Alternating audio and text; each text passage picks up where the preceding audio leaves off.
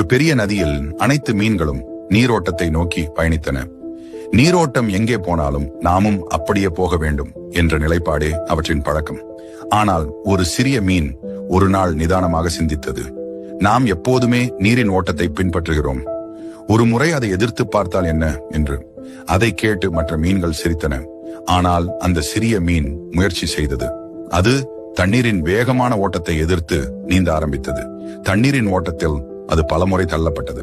இருந்தாலும் ஒவ்வொரு முறையும் அது மீண்டும் எதிர்நோக்கி நீந்தியது. இறுதியில் தண்ணீரின் ஓட்டத்தின் எதிரில் ஒரு அழகான நீர்வீழ்ச்சியும் அதன் மேல் ஒரு சிறிய குளமும் இருந்தது. அங்கு அதற்கு மற்றொரு உலகம் தெரிந்தது. இளஞ்சிவப்பான பூக்கள், புதிய உணவுகள் மற்றும் அமைதி என எல்லாம் இருந்தன. பிறகு அந்த சிறிய மீன் தலை நிமிர்ந்து மற்ற மீன்களை பார்த்தது. எல்லோரும் செல்லும் பாதை எப்போதும் சரியானதாக இருக்க வேண்டியதில்லை.